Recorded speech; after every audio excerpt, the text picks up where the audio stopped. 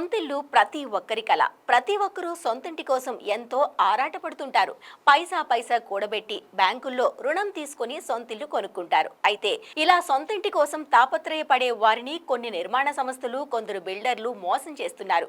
కోట్ల రూపాయలు పెట్టి హైరేజ్ అపార్ట్మెంట్స్ లో ఫ్లాట్లు కొంటున్న వాళ్ళు బిల్డర్లు చేసే నయవంచనకు బలైపోతున్నారు. మరీ ముఖ్యంగా హైదరాబాద్ లో కొందరు బిల్డర్లు ఇంటి కొనుగోలుదారులకు అరచేతిలో స్వర్గం చూపించి ఆ తర్వాత నిలువున ముంచేస్తున్నారు. ఇక ఇలాంటి మోసాలను అడ్డుకొని ఇంటి కొనుగోలుదారులకు రక్షణ కల్పించాల్సిన ప్రభుత్వ అధికారులు బిల్డర్లు ఇచ్చే లంచాలకు కక్కుర్తిపడి వారికి వత్తాసు పలుకుతున్న సందర్భాలు ఎన్నో చూస్తున్నాము. తాజాగా ఐటీ హబ్ సమీపంలోని నానక్రామ్గూడలో పసిఫికా సంస్థ నిర్మించిన హిల్ క్రెస్ట్ హైరైజ్ టవర్స్ లో ఫ్లాట్లు కొన్న కొనుగోలుదారులు తమను బిల్డర్ నిలువున మోసం చేశాడని తీవ్ర ఆవేదన వ్యక్తం చేస్తున్నారు.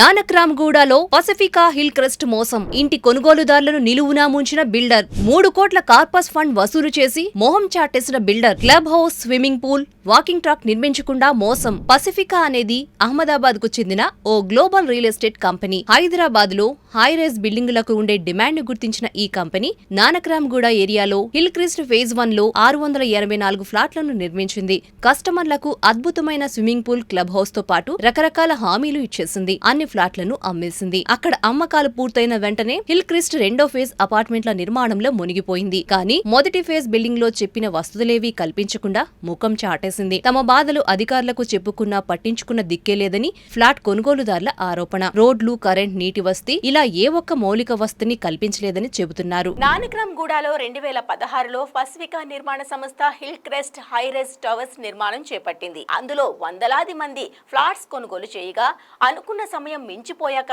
చాలా ఆలస్యంగా 2020లో నిర్మాణాన్ని పూర్తి చేశాడు బిల్డర్. కొనుగోలు సమయంలో హామీ ఇచ్చిన మేరకు కార్పస్ ఫండ్ ఇవ్వలేదని కొనుగోలుదారులు వాపోతున్నారు. తాము చెల్లించిన సుమారు 3 కోట్ల రూపాయల కార్పస్ ఫండ్ ఇవ్వకుండా బిల్డర్ ఇబ్బందులకు గురి చేస్తున్నాడని ఆరోపిస్తున్నారు. అంతేకాకుండా క్లబ్ హౌస్ నిర్మాణం జరగలేదని, నీటి సౌకర్యం కూడా ఏర్పాటు చేయలేదని ఆందోళన వ్యక్తం చేస్తున్నారు. బిల్డర్ ఎంతకీ స్పందించకపోవడంతో ఫ్లాట్స్ కొనుగోలు చేసిన వాళ్ళంతా కలిసి ఒక్కొక్కరు 25,000 రూపాయలు చొప్పున ఖర్చు చేసి వాటర్ కనెక్షన్ తీసుకున్నారు.